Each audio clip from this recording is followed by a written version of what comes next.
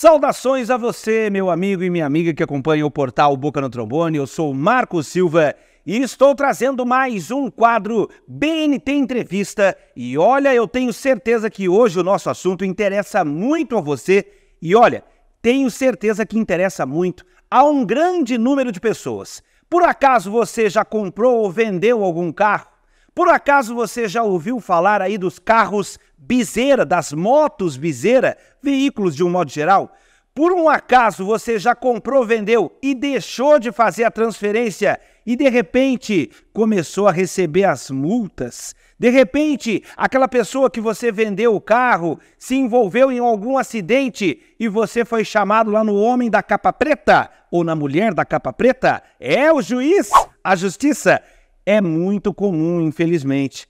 E olha, para você se livrar desse abacaxi, só com assistência especializada. Nesse caso, só com a ajuda de um advogado que possa lhe orientar. E nós aqui do BNT temos uma sugestão para você e pedimos socorro para um advogado que efetivamente tenha a contribuir com a comunidade de Ponta Grossa, tem feito um trabalho extraordinário, inclusive para mim.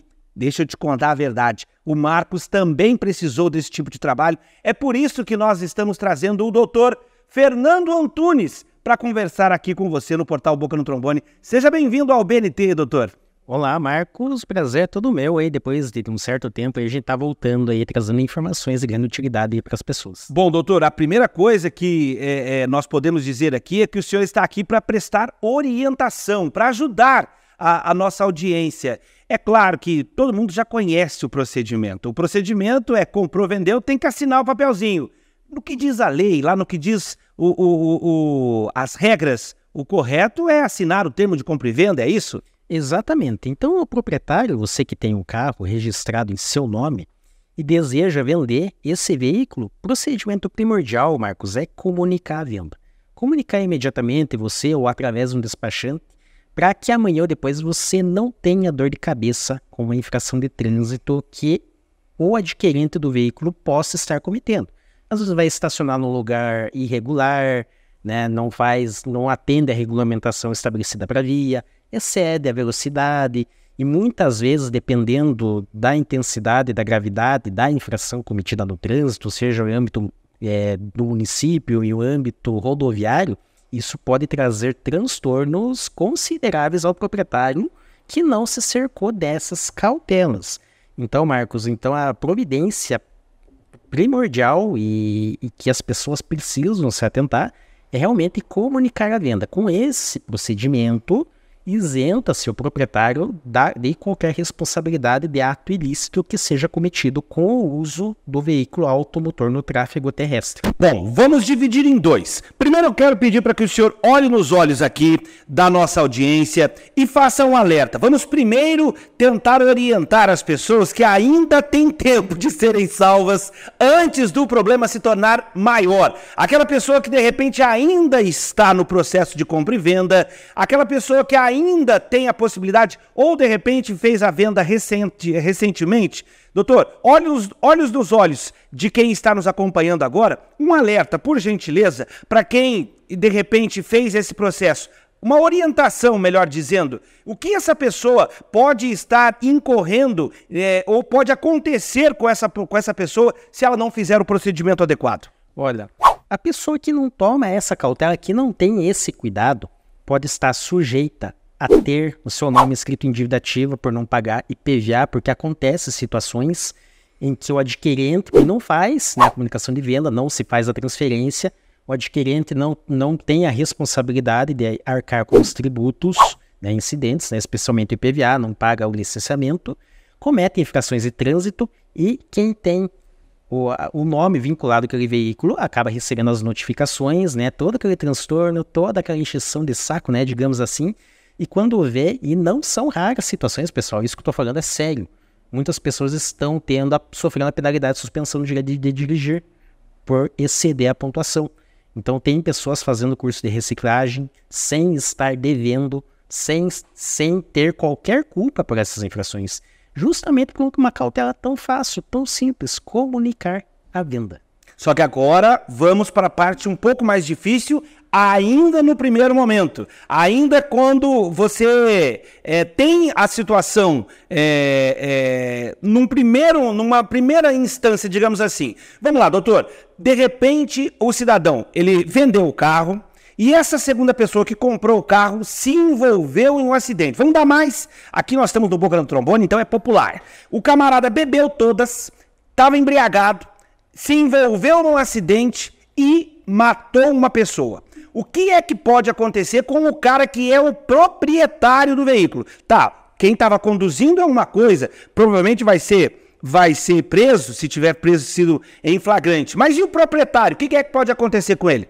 O proprietário, por lei, por disposição do Código Civil, ele responde solidariamente por atos praticados pelo condutor do veículo. Então, o proprietário, ele tem a responsabilidade de eleger e escolher com quem ele vai deixar a custódia o tráfego desse veículo. Então, realmente, legalmente, o proprietário ele pode ficar numa situação extremamente desvantajosa, caso isso vale não só para quem vende e transfere, mas isso, de grosso modo geral mesmo, que ele tenha a propriedade e não deseje vender, mas por uma emprestou, justamente, emprestou para alguém, e esse alguém, de maneira irresponsável, sem qualquer senso de responsabilidade, acaba cometendo esses atos.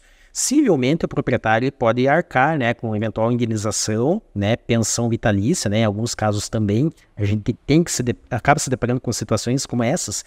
Então, para a gente realmente colocar uma pá de cal na dica de quem realmente vai vender o veículo. Destaco mais uma vez, comunicação de venda. Cidadão, você está no portal Boca no Trombone, você está acompanhando uma entrevista com o Dr. Fernando Antunes. Ele é advogado e ele está te ajudando, está te orientando, está trazendo informações importantes para você. Olha, em alguns casos ele está te chamando a atenção, ele está trazendo para você um alerta fundamental. Doutor, nesse caso aí, onde o senhor está falando que de repente a pessoa emprestou o carro, mas também vale de repente para o pai de uma pessoa que é menor ou de uma pessoa que não é habilitada. Também vale a mesma coisa, o pai responde solidariamente. Exatamente isso.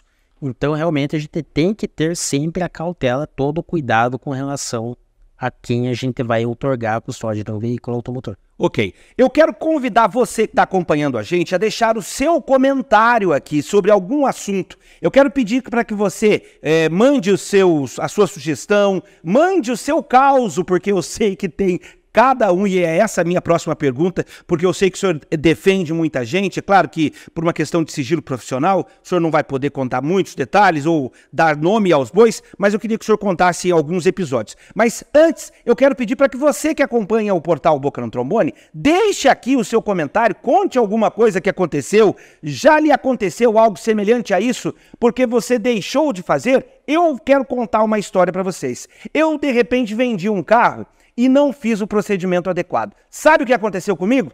Estou com uma dívida de R$28 mil, porque o cidadão, ele primeiro lambou-se em fazer multas, um monte de multa, deixou de pagar IPVA, deixou de pagar licenciamento, como o carro está no meu nome.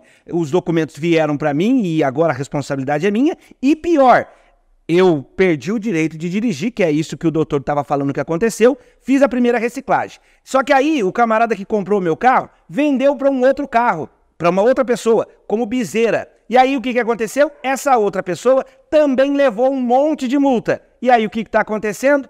Estão querendo caçar, estão querendo não, a justiça corretamente está novamente dizendo para mim que eu tenho que suspender o meu direito de dirigir. E é isso. Muita gente tem situações como essa. Eu quero pedir para que você compartilhe também os casos que acontecem com você. Doutor, infelizmente esse que eu contei é um caso. Tem muitos outros casos semelhantes, diferentes? O que o senhor tem para contar para nós? É muito mais comum do que a gente possa imaginar, Marcos. Então as situações, é incrível, né? Como elas se repetem, como os detalhes se assemelham com as situações umas com as outras, que nos chegam ao nosso conhecimento. É claro que perante uma autoridade administrativa, perante o Detran, muitas vezes a gente não consegue contornar, realmente informar. Poxa, eu não tenho mais a propriedade do carro em tese, né? Documentalmente é vinculado ao meu nome.